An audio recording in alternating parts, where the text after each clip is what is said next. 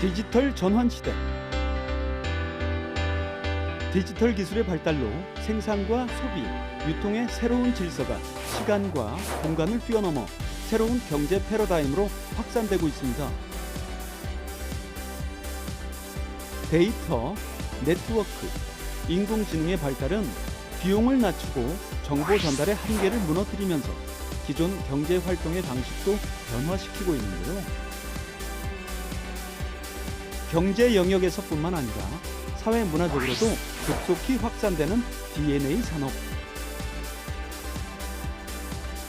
시 공간의 제약 없이 미래 경제의 새로운 원동력이 된다는데 과연 D&A 산업은 우리들의 삶, 우리의 경제에 어떤 영향을 미치게 될까요?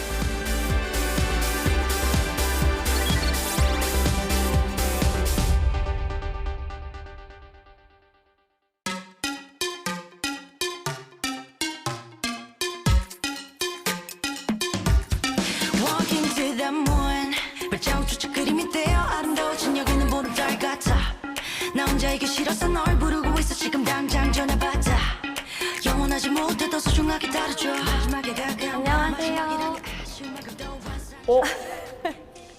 오세요. 안녕하세요. 화면에 나오시는 그분. 네, 맞습니다. 와, 신기해라. 핫하시다는 그분. 아, 네, 감사합니다. 죄송하지만 실례가 안 된다면 주먹 악수를. 아, 네. 반갑습니다. 네. 떳떳하네. 가상 인물이 아닌데. 네. 일단 앉으시죠. 네네. 자, 일단은 본인 소개를 좀 해주세요. 네, 여기. 네네. 네, 안녕하세요. 저는 세계 최초 버추얼 휴먼 K-팝 걸그룹 이터니티의 제인이라고 합니다. 반갑습니다. 와, 어서 오세요. 제인 씨 뭐 지금 분위기가 뭐 연예 프로그램 같은 분위기일 수도 있겠지만 네. 그래도 근황을 제가 물어보고 가야 되기 때문에 네.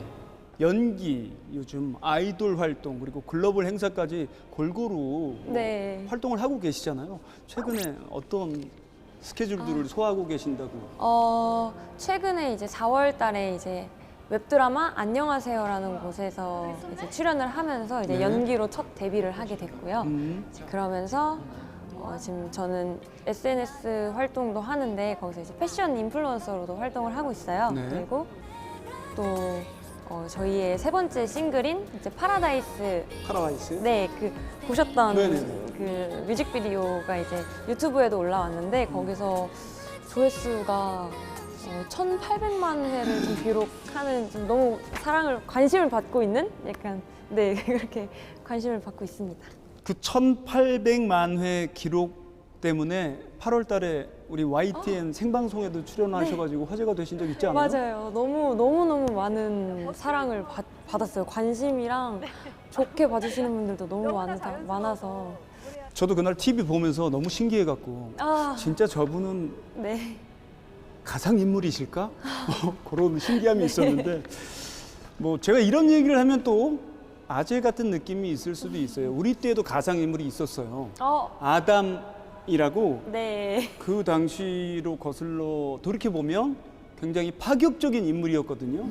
물론 뭐 지금 2022년도에 제인을 이 세상에 데뷔시킨 기술력과 그때의 기술력은 많이 차이가 있겠지만 네. 어떻습니까? 아담 선배님은 저희 버추얼 휴먼의 조상돌이시거든요. 조상님. 네. 이제 그때랑은 좀 다르게 저는 이제 수십만 장의 얼굴 데이터를 이제 인공지능이 학습을 해서 네. 이제 GAN 알고리즘을 통해 가지고 만들어진 버추얼 휴먼의 얼굴을 이제 제 실시간 합성하는 기술로 제가 이렇게 탄생을 하게 됐습니다. GAN 알고리즘으로 만들어진 버추얼 휴먼의 얼굴을 실시간 합성하는 기술로 네. 태어났다. 맞습니다. 약간 조심스러운 질문인데요. 최종 가상 인물의 얼굴은 네. 어떻게 최종적으로 결정이 됐을까? 이것도 좀 궁금하거든요. 네. 처음에 가상인물을 만들자라고 했던 건 초상권에서 조금 자유로워지자라는 의미에서 이렇게 만들게 됐는데요. 네. 이제 한국 역사에 한 20년간의 역사에 얼굴 데이터들을 인물들의 얼굴 네. 데이터를 뭐 아이돌 얼굴의 이제 인물 데이터들을 이제 AI가 학습을 해서 네. 가상인물의 얼굴을 만든 다음에 이제 그 얼굴들로 이제 심쿵 챌린지라고 심쿵 챌린지. 네, 심쿵 챌린지라고 이상형 월드컵을 열었었어요. 아. 이제 거기에서 뽑힌 11명의 인물들이 이제 이터니티로 데뷔를 하게 된 겁니다. 아, 신기하네. 심쿵 그 챌린지 뭔지 알아요. 뭐 이렇게 네. 누구 중에 누구 네, 뭐 그런 맞아요. 거. 네. 아, 그걸 통계로 네, 맞습니다. 가장 이상적으로 사람들이 관심 있어하는 네. 얼굴들을 통계를 내서 만들어진 인물. 네, 맞습니다. 그렇게 얘기하니까 좀 쉽네요. 아, 그렇죠. 누구나 다 좋아할 수 있는. 네, 팬분들이 뽑아주신 멤버라고 할 수가 있죠. 우리 이터니티 제인에 대해서 궁금한 게 많아요. 제인이 그 데뷔하기까지 애써주신 분들이 계실 거 아니에요? 제인을 만들어주신 부모님 네. 역이랄까? 네. 그분들이 이야기하는 제인의 데뷔 과정과 기술들에 대해서 직접 저희가 들어봤거든요. 네. 얼마 전에 그 라이브 생중계 MC도 하셨던 실력이니까 네. 직접 소개 좀 해주시겠어요? 네, 여러분. 저희 이터니티가 곧 11명 완전체로 활동을 할 예정이니까 많이 기대해 주시고요. 이제 저희가 만들어지게 된 진짜 이야기를 한번 보여드릴까 합니다. 자, 준비되셨나요? 그러면 큐!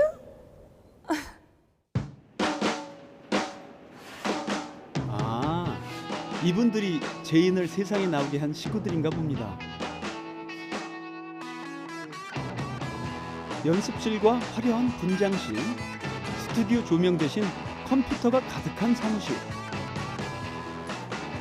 이곳에서 노래와 연기를 하는 제인은 과연 어떻게 만들어졌을까요? 각도나 표정, 조명, 브라이트니스 이런 것들을 학습을 하고요. 이 부분의 사진을 보시면 어두운 환경에서 약간 그 좌측으로 해서 뭐 입을 내미는 이런 표정을 하고 있는데요. 이 타깃에 맞춰서 이 초롱이라고 하는 인물이 비슷한 그 어둠에 비슷한 각도의 비슷한 표정을 지을 수 있게 얘를 이제 학습시키는 과정입니다. 각도, 조명에 따른 다양한 표정 데이터를 딥러닝 방식으로 학습시키고 나면 인공지능이 모체의 얼굴과 유사한 각도, 표정, 그림자를 선발된 얼굴의 딥리얼, 즉 미세한 가면을 씌운다는 것입니다. 이제 일반적인 페이스 스왑 기술과 저희 기술이 다른 그런 부분이 저희는 가상의 데이터를 실제 한 사람으로 보일 정도로 아이덴티티를 유지하면서 다양한 표정과 각도를 뽑아내는 이 부분이 사실 방점입니다. 딥리얼 AI 기술은 여러 명의 기술자가 3달의 시간을 소모하여 제작할 수 있는 그래픽을 약 0.6초 만에 만들어낼 수 있다는데요. 가상인간 생산에 있어 노동력과 시간 단축은 경제적 파급 효과를 내고 있습니다.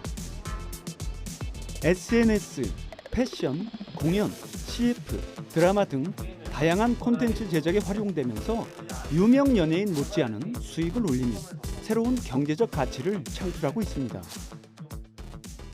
가상인간이 생각보다 우리나라보다는 외국에 되게 반응이 되게 핫합니다. 그래서 동남아시아 쪽이나 남미, 그다음 중국 쪽도 많이 이제 반응이 뜨겁고요. 중국 쪽 같은 경우에는 거진 가상인간 한 명으로 일일 매출이 한 60억 이상이 달성할 정도로 그 온라인 쇼핑 쪽에서 많이 활성화되어 있다고 들었습니다. 2년 동안 코로나 사태로 인해서 글로벌 엔터테인먼트 산업이 사실 3% 정도 매출이 감소했는데요. 반대로 우리나라 엔터테인먼트 산업의 경우는 1.5% 정도 매출이 증가하고 있습니다. 그 이유 중에 하나가 우리나라 이 엔터테인먼트 산업이 이런 그 첨단 산업, 그 뭐 인공지능이나 빅데이터 같은 그 스마트 그 기술을 통한 배급을 통해서 이루어지면서 더 이렇게 성장을 보였는데요.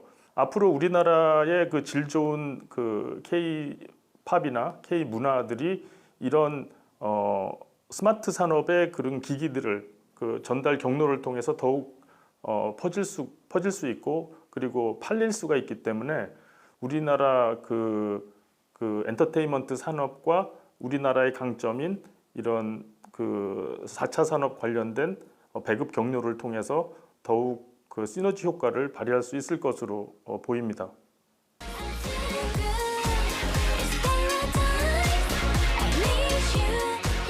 2021년 10월 기준 가상인간 정보 사이트에 등록된 가상인간은 186명. 게임, CF를 시작으로 음반, 연기 활동까지 스펙트럼을 넓히며 연예계 및 다양한 산업의 전방위적 활약을 펼치고 있습니다. 너 지금 뭐 봐? 어젯밤부터 계속 동영상 보고 있어. 특히 뭘 봤는데? AI 꼴찌를 기반의 계속 보고 학습 있는 능력을 거야. 갖추게 되면서 가상인간은 대중과 직접 소통하고 친밀감을 쌓으며 인플루언서로 진화하고 있습니다. 가상인간의 인기몰이로 광고계는 이미 스캔들 리스크가 없는 가상인간으로 빠르게 갈아타기 중입니다.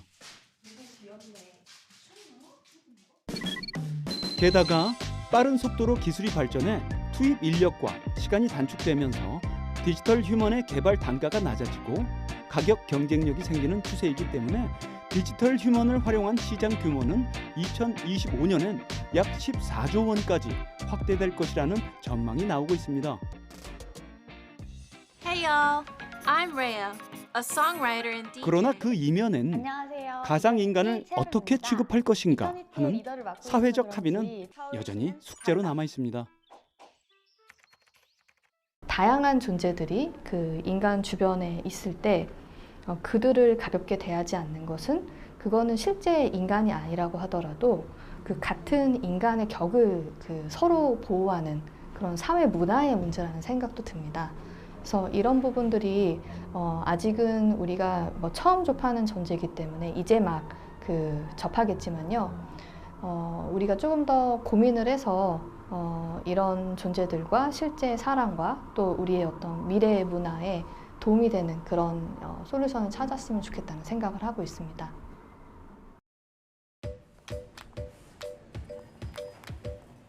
코로나19로 확산된 비대면 양상은 외식 산업에도 큰 변화를 주었습니다. 이른바 언택트 소비. 언택트 마케팅의 확산은 질병, 바이러스 이슈와 소비자의 개인화 정도가 높아지면서 온라인 또는 비대면 접촉으로 제품을 구매하려는 성향이 빠르게 확산됐다는 분석입니다. 적용 범위도 넓어졌습니다. 무인 계산대, VR 쇼핑, 모바일 구매, 스마트폰의 바코드 앱, 무인 편의점 등 실생활에서 다양하게 이용되고 있죠. 특히 음식을 섭취하는 외식 산업 부분이 가장 두드러지게 나타났습니다.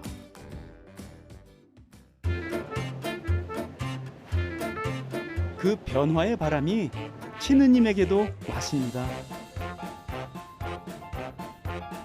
배달 로봇은 이제 친숙해져 반가울 정도죠.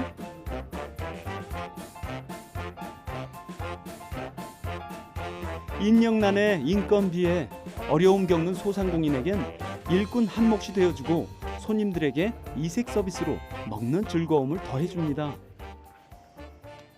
이건 이제 로봇이 배달을 해주다 보니까 조금 TV에서나 보던 걸 이렇게 직접 보면서 하는 거 보니 좀 신기하긴 한 것 같아요. 맞아요. 항상 일정하게 나올 수 있으니까 어디 점포든 그게 되게 좋을 것 같아요. 여기 맛이나 뭐 저기 2호점 맛이나 3호점 맛이나 똑같을 수 있으니까. 로봇이 배달한 치킨에 맛이 무슨 상관이냐고요? 이곳에선 치킨도 무쇠팔 로봇이 조리를 합니다. 맛의 균질함이나 위생적인 측면, 그리고 착한 가격까지 새로운 바람을 일으키고 있습니다. 저희 로봇 컨셉 자체가 배달 전문 1인 창업을 대상으로 저희 로봇을 기획을 했고요. 1명 정도의 인력을 대체할 수 있는 효과를 내고 있다고 생각을 합니다. 튀김 요리 자체만을 이제 대신해 줌으로써 1명의 인건비를 대체한다고 볼 수 있고요. 그래서 지금 최소 시급 기준으로 예를 들어 한 200여만 원 정도의 월 인건비를 생각을 한다면 저희 로봇으로는 그 절반으로 1명의 인건비를 대체할 수 있다고 생각을 합니다. 아직은 치킨 조리의 전 과정을 소화하지 못하는 로봇. 반죽을 입히고 파우더를 입히는 것은 사람의 손을 빌려야 합니다. 네, 아무래도 이제 뭐 파우더나 이런 거 사람이 아직도 하고 있으니까 뭐 다를 게 없다고 생각하실 수도 있는데, 일단 전반적으로 위험성이 굉장히 적어지죠. 여기서 사람이 막 흔들어 줘야 되고 이러면서 기름이 많이 튀거든요. 그런 게 아예 없다고 보시면 되고, 또 시간적인 부분을 사람이 체크할 필요가 없다는 거. 사람이 조리했을 때 고온의 기름으로 인한 안전사고, 유증기에서 발생하는 유해 물질 흡입에 대한 건강상의 우려에도 자유로울 수 있습니다. 시간과 온도 등 매뉴얼에 따라 동일하게 자동 조리하는 로봇 프로그램 K치킨 한류를 타고 세계 시장에서의 호평도 예상하고 있답니다. 주방의 자동화 그리고 주방의 서비스들을 어떻게 혁신할 것이냐에 대해서 고민을 했을 때 한국에서 가장 인기 있는 치킨 요리에 대해서 저희가 자동화를 하게 된다면 그 치킨 조리를 할 때 어려운 부분을 저희가 해결해 줄 수 있다고도 생각했고, 그리고 비즈니스적으로도 저희가 로봇을 만들었을 때 로봇을 많이 판매를 해야 되는데, 치킨이 뭐 우리나라뿐만 아니고 세계적으로도 이제 각광을 받는 요리이기 때문에 사업성 측면에서도 저희가 보다 많이 가능성이 있다고 생각을 했습니다. 외식 산업의 서비스 로봇이 빠르게 확산하는 이유 중 가장 중요한 요소로 꼽히는 것은 생산 가능 인구가 줄어들면서 전체적인 노동 생산성이 감소하고 있기 때문이라는 분석이 지배적입니다. 일할 대체자를 찾아 로봇의 활동 범위는 넓어지고 그 수도 늘었습니다. 우리나라가 2000년 들어와서 지난 20여 년 동안 가장 중요한 그리고 아픈 경제적 성과 중에 하나가 노동의 생산성이 늘어나지가 않는다는 것입니다. 즉 일을 같은 시간을 해도 버는 돈의 양이 빨리 늘지가 않고 있는 건데요. 노동의 생산성을 늘리기 위해서는 첨단 기술과 노동을 합쳐서 우리가 같은 시간을 일해도 같은 사람이 일해도 더 많은 물건을 생산하고 더 질 좋은 물건을 생산하는 그런 과정을 겪을 수밖에 없는데요. 따라서 우리나라의 그 앞으로 경제 성장의 역량을 더 높이기 위해서는 제조업에서 이런 첨단 기술을 빠르게 흡수하고 생산 현장에 이용하여야 되는 그 중차대한 그런 시점에 이르고 있습니다. 실제로 인구 구조 변화와 고령화를 먼저 경험한 국가들은 2000년대 이후 자동화와 관련된 로봇 기술을 가장 적극적으로 도입하고 상용 중입니다. 국내 역시 빠른 성장세인데요. 최저임금 상승에도 동시에 인력난까지 발생하고 있는 현상이 지속되는 한 다양한 일자리에서 생산 자동화와 로봇 대체의 필요성을 더욱 높이는 요인이 될 수 있다고 합니다. 금융결제원. 손님은 있지만 주인은 없는 카페. 키오스크로 주문하는 무인 점포입니다. 그렇다면 커피 제조는 누가 하냐고요? 듬직한 일꾼인 로봇팔이 활약하고 있습니다. 이 정도는 이제 놀랍지도 않죠? 그런데 결제 방식이 다릅니다.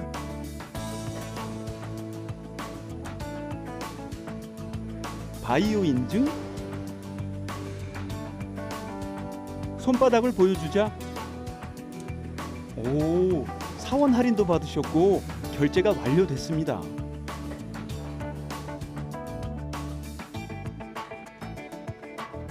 금융결제원이 운영하는 카페라서 그럴까요? 손바닥 인증으로 마시는 커피 인상적인데요. 로봇 카페라고 해서 이제 무인으로 진행되는 카페에서 이제 저희 결제원에 제공되고 있는 혁신적인 결제랑 인증 서비스를 같이 결합한 무인 로봇 카페라고 보시면 되겠습니다. 일단은 저희가 생체 인증을 결제랑 실제로 연동해서 제공했던 서비스는 처음이었고요. 사실 워낙 요즘 많은 생체 인증 기술들이 발달해 있지만 일단 저희가 지금 은행 대상으로 제공하고 있는 주요한 생체 인증 기술이 이제 손바닥 정맥이 기본이고요. 그다음에 안면 같은 경우는 아무래도 고객이 조금 더 인증하기 편리하다는 측면에서 요즘 금융기관에서 많은 니즈가 있으셔서 그래서 크게 이제 손바닥 정맥, 안면 이렇게 두 가지 지원을 하게 되었습니다. 손바닥과 얼굴 인증으로 이어지는 결제. 그러나 개인정보 노출에 대한 걱정은 안 할 수 없는데요. 특히 생체 정보는 여느 비밀번호처럼 변경할 수도 없어 더 특별한 관리가 필요할 것 같습니다. 굉장히 중요한 키포인트인데 이제 저희 금융결제원 같은 경우는 이런 생체 정보를 안전하게 관리하기 위해서 금융회사 대상으로 서비스를 제공할 때 이거를 금융회사에서 일부, 그다음에 저희 결제원에서 일부 이렇게 분할해서 보관하는 방식으로 하고 있습니다. 그래서 한 기관에서 바이오 정보가, 그러니까 생체 정보가 일부 유출이 되더라도 그게 이제 완전한 그 정보가 아니기 때문에 그래서 생체 정보에 대한 어떤 안정성을 보장할 수 있는 그런 서비스입니다.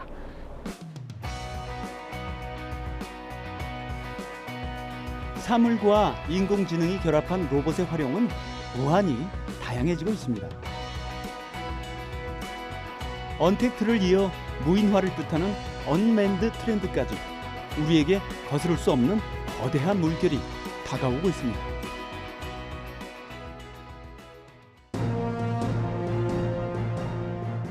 명실공히 세계 1위. 조선 산업의 디지털 스케일은 더 남다릅니다. 디지털 붐이 물결을 넘어 파도로 일렁이는 수준이라고 합니다.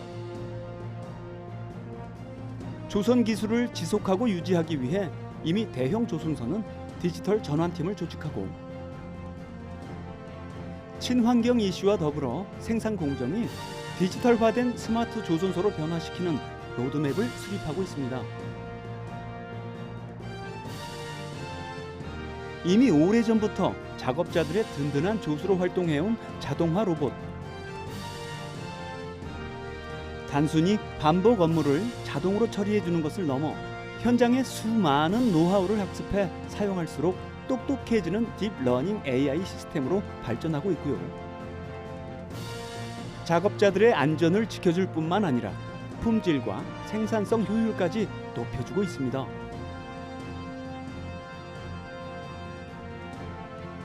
스마트 생산관리센터.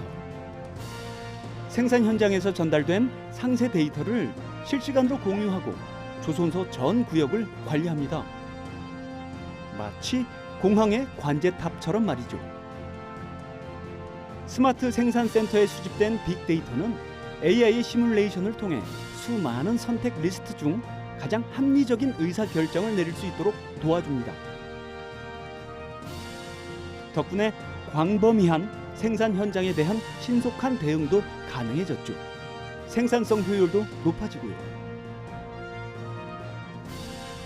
이미 인도한 선박의 운항 정보도 분석할 수 있습니다. 지구 반대편에서 운항 중인 선박에 이상 증상이 발생하면 대한민국 조선소에서 가장 먼저 문제를 탐지해 해결책을 제공합니다. 고객이 불편함을 발견하기도 전에 선제 대응이 가능해진 거죠. 세계 1위. 조선의 마케팅은 가상 공간에서 이루어집니다. 선박의 구조와 시스템을 미리 체험하는 VR 트레이닝. 이 프로그램은 새로운 공간과 시스템 사용을 익혀야 하는 선원들을 돕는 기술로 인적, 물적 사고를 미연에 막아주는 가이드 역할도 한답니다. 디지털 제조 혁신 기업으로 생산성 향상, 에너지 절감, 친환경 및 인간 중심 조선소 구축은 초격차 기술력으로 세계 1위를 굳히려는 의지이기도 합니다. 조선업과 자동차업이 대표적인 제조업인데요. 상대적으로 조선업이 자동차업보다 생산보다 그 기계, 로봇 같은 첨단 기술을 많이 씁니다. 이러한 그 첨단 기술, 그 로봇이나 인공지능이나 여러 가지 4차 산업 관련 기술들을 통해서 우리나라의 전통적인 노동자들의 생산성을 높일 수 있는 거의 유일한 길이라고 보여집니다. 자율운항 선박, 스마트 시스템 구축 등을 통해 세계 1위의 위상을 유지하고 미래 선박 시장의 주도권도 선제 확보되어야 할 것입니다. 인간에게 자연은 가장 고마운 존재면서 또한 위협적인 존재죠. 지구 환경의 변화로 기후 재난은 빈번해졌고 동시에 식량 산업인 농축 산업의 종사자들은 고령화, 인력난까지 위기를 호소하고 있습니다. 그 어느 때보다 풍요롭지만 머지않은 미래에 식량난을 걱정해야 할지도 모릅니다. 하지만 인구 감소와 기후 변화에 어려움을 호소하는 농촌에도 DNA가 싹을 틔우고 있다는 반가운 소식입니다. DNA의 발달은 농업에서도 큰 변화를 주고 있습니다. 스마트폰으로 원격 제어하고 빅데이터 및 인공지능 인프라를 구축한 스마트 농업. 디지털 농업은 우리나라에서도 이제 낯선 용어가 아닙니다. 고령화로 인한 농촌의 노동력 부족 문제 해결책으로 이만한 게 없다고 한 목소리를 내고 있습니다.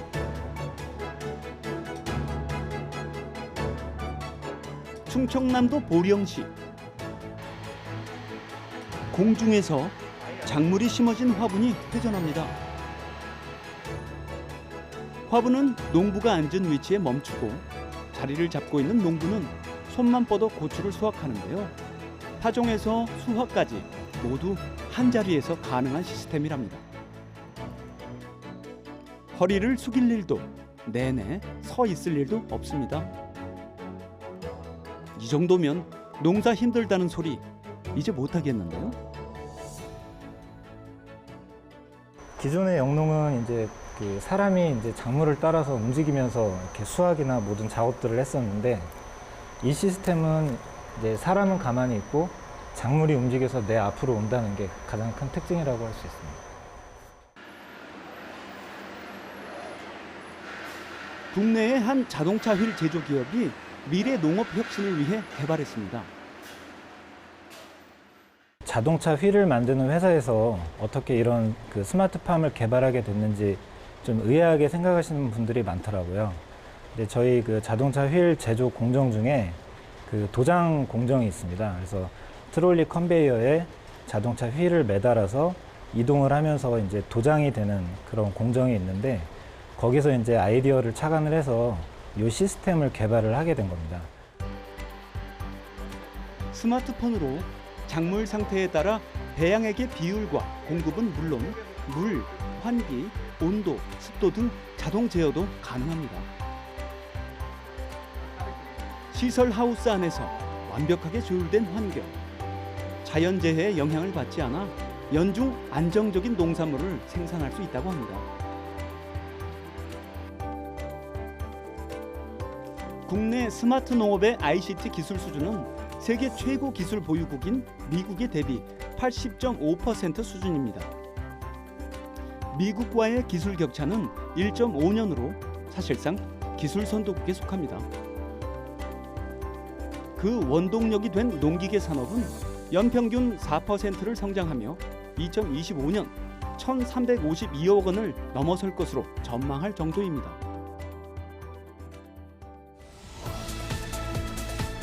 가장 대표적인 농기계, 드론입니다. 드넓은 논. 허리 펼날 없이 힘들다는 벼농사가 드론 하나로 수월해졌습니다. 불과 몇 년 전까지만 해도 일일이 인력이 모내기와 농약 살포를 했습니다. 인력 동원은 물론 농약 중독의 문제도 있었습니다. 원격 무인기, 특히 드론으로 살포할 경우에 2m 정도 높이에서 약 7m 폭으로 살포하기 때문에 이와 같은 문제점을 크게 해결할 수 있었습니다. 벼 직파, 동계사료 작물 파종, 무인 항공 살포기, 병해충 방제 작업 등이 농업용 드론으로 대체되면서 인력 보충이 없이도 규모화 농업이 가능해졌습니다. 이거 없으면 농사 힘들겠구나. 너무 편하니까. 이 드론이라는 것이 농사의 한 일부분이라고 생각을 해요. 선택이 아닌 필수라고 말씀드리고 싶고요. 그 노지 스마트 농업을 이끌 아주 중요한 일꾼이라고 생각이 됩니다.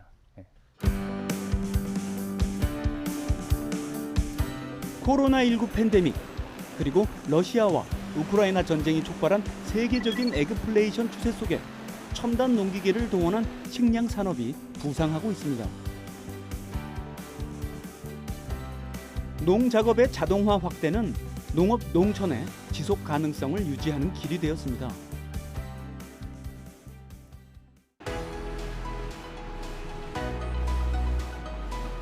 그 이상적인 농업 환경을 가능케 한 것은 인공지능 도입입니다. 한창 로터리 작업 중인 트랙터. 그런데 열린 운전석에 사람이 없습니다. 사람은 트랙터 밖에 있는데요. 밭을 가는 트랙터, 그 뒤를 쫓는 사람. 국내 한 기업이 개발한 자율주행 트랙터입니다. 예, 뭐 뒤에 보이시는 거는 저희가 개발한 자율 작업 트랙터로 그 농기계 기준 레벨 3 자율주행이라고 해서 자동 조향을 통한 직진 선의 주행까지 가능하고 주행 중에 자동으로 작업까지 가능한 트랙터입니다. 카메라하고 라이다가 적용돼서 장애물 인식을 통해서 장애물이 무엇인지 파악하고 장애물에 따라서 그 정지와 회피 기능까지 가능하도록 개발해서 무인화 작업이 가능하게 개발이 되어 있습니다. 한국의 토질과 농지 면적을 고려해 크고 무거운 대형 트랙터가 들어가게 되면 경작지가 무너지는 한국적 농지 환경, 좁고 각기 다른 농지 형태에 대비해 작고 가벼운 소형 트랙터를 연결해 동시에 밭을 갈 수 있는 군집 자율주행 기술을 개발했다고 합니다.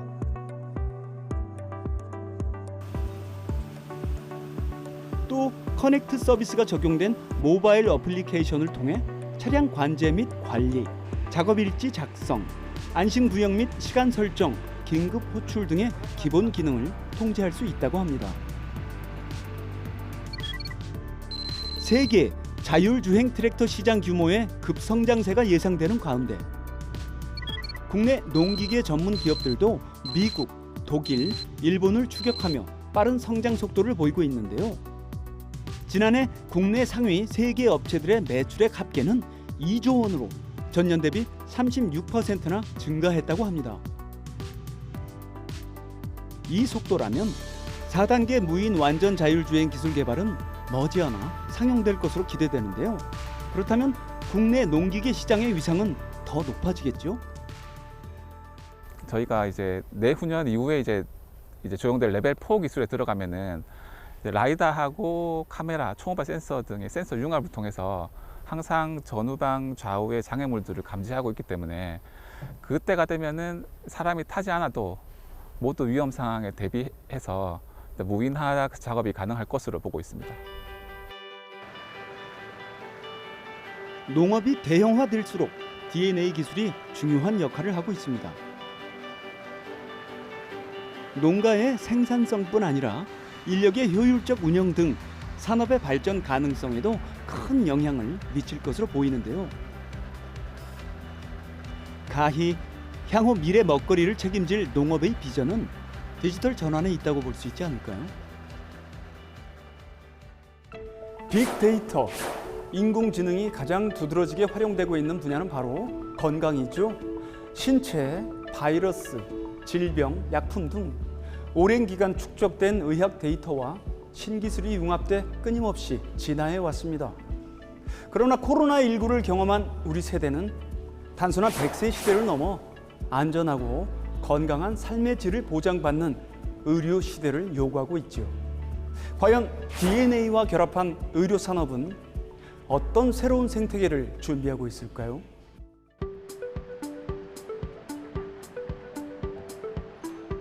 용인의 한 대학병원.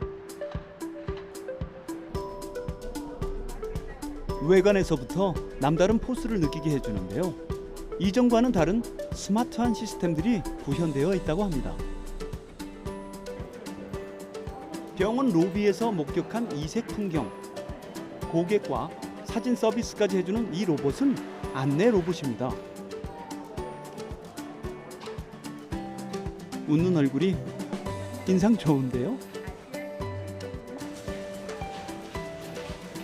병원의 첫인상을 새겨줄 안내 로봇은 로비를 돌며 고객들의 편의 서비스를 제공하는데요. 벽면에 고정되어 있는 설치물에서 나아가 고객이 안내를 요청하면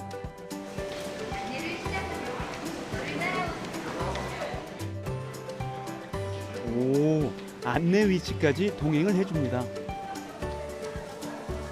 생각지도 못한 호의, 더욱이 불필요한 접촉이나 부담이 없어 호응이 좋다고 합니다. 안내 데스크에 찾아가지 않고 길 안내를 받을 수 있어서 편리했던 것 같습니다. 요즘은 뭐 배달이나 그냥 뭐 음식점 같은 데도 대면 업무를 하지 않고 직접 그렇게 로봇을 통해서 할 수 있는 게 훨씬 현대인들에게 부담감도 덜하고 편하게 이용할 수 있는 것 같습니다. 병원의 로봇 도입은 첨단 기술 도입을 통한 비대면 의료의 상징성 같은 의미일 텐데요. 로봇 친구가 또 있는데요.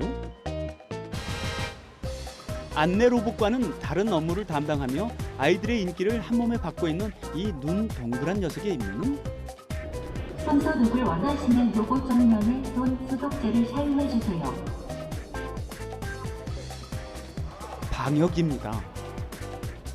감염으로부터 노출 위험도가 많은 병원이라는 공간에서 감염 예방을 담당하고 있습니다.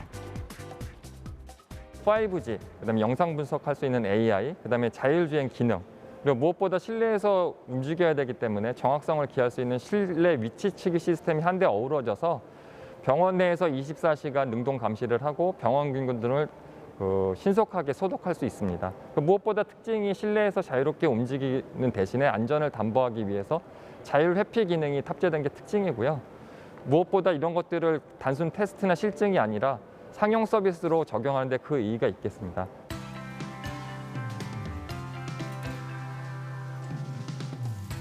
그리고 여기 한 녀석 더. 엘리베이터에서 내립니다. 잠시만 양보해 주세요. 당당하게 이동권을 요구하는 이 로봇은 배송 로봇. 사람들 간 직접 접촉을 최소화할 수 있어 감염 노출로 인한 위험을 줄이는 데도 도움을 줍니다. 검체, 약품, 물품 등을 운반해 직원들의 단순 반복적인 업무를 도와주는데요. 의료진이 환자 치료에 더욱 집중할 수 있게 도와줍니다.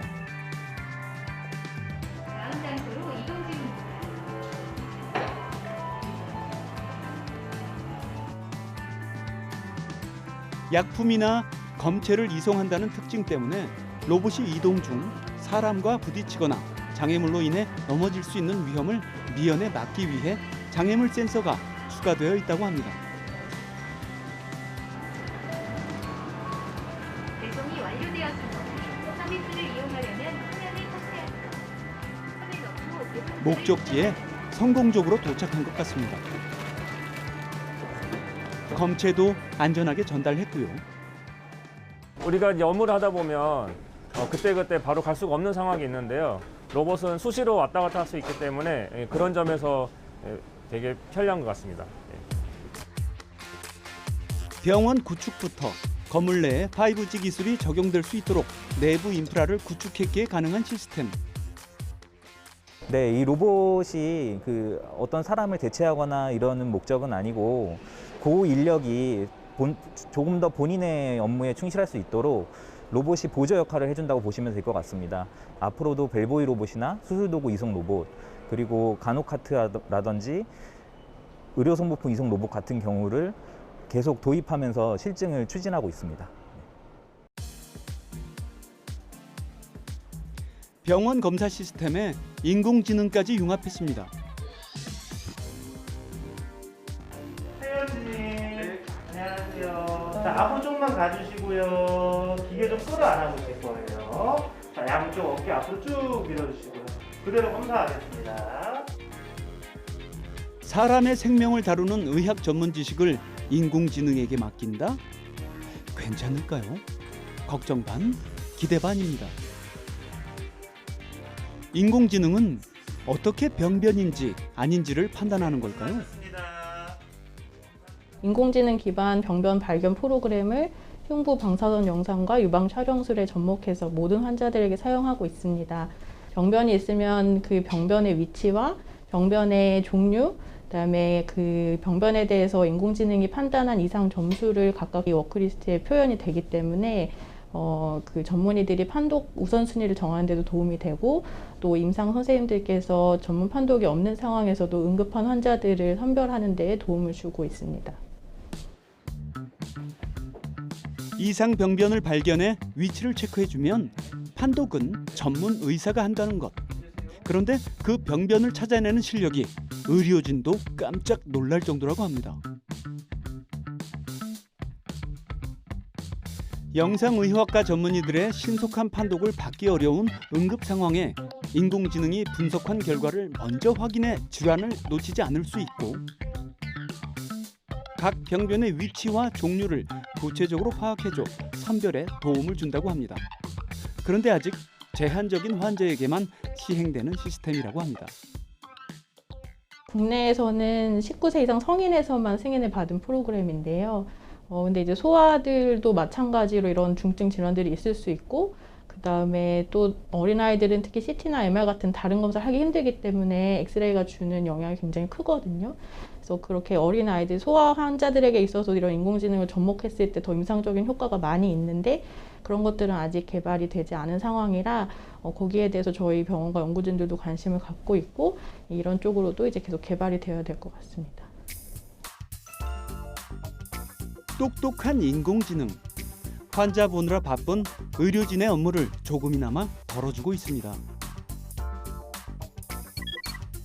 코로나19 이후 정부는 스마트 병원 선도 모형 지원 사업을 발표했는데요.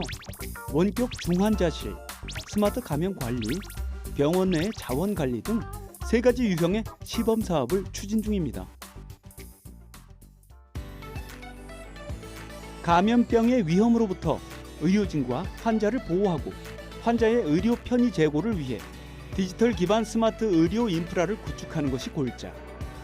입원 환자 실시간 모니터링과 의료진 간 소통이 가능한 디지털 기반 스마트 병원 체계를 만들겠다는 포부입니다.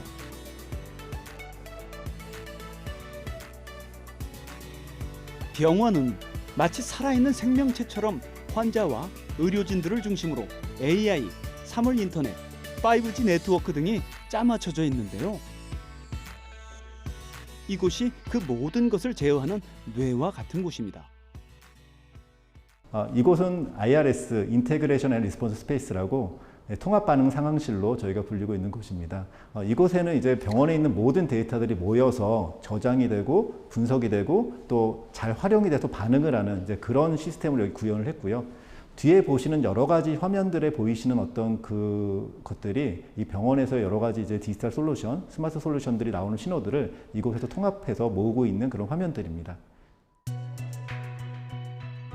IT 기술과 의료 서비스가 서로 만나 융합하고 발전하면서 실증한 사례. 국내뿐 아니라 국제적으로 손꼽히는 디지털 시스템이라고 합니다.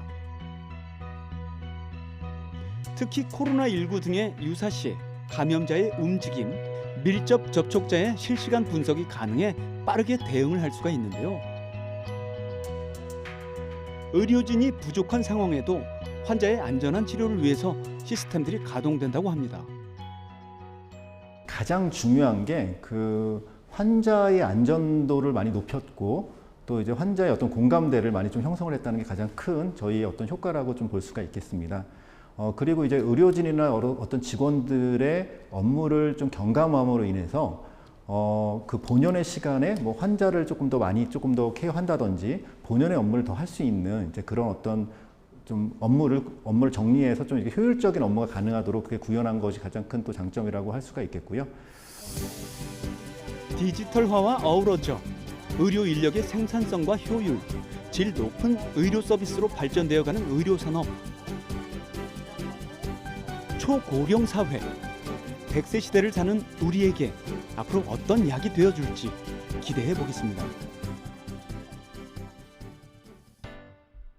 이제 데이터, 네트워크, 인공지능이 어떤 위치에서 어떤 방식으로 우리의 삶에 영향을 미치는지 보이십니까? 일상에, 일터에, 그리고 다양한 산업의 다양한 형태로 사람과 공존하고 있습니다. 그러나 편리하고 빠르다는 디지털 생태계 도래를 우려하는 목소리도 있습니다. 바로 일자리 문제. 미래를 예측하고 설계할 스마트 기술은 이미 우리 세상에 던져졌습니다. DNA라는 동전. 우리가 펼칠 미래엔 어떤 면이 나올까요?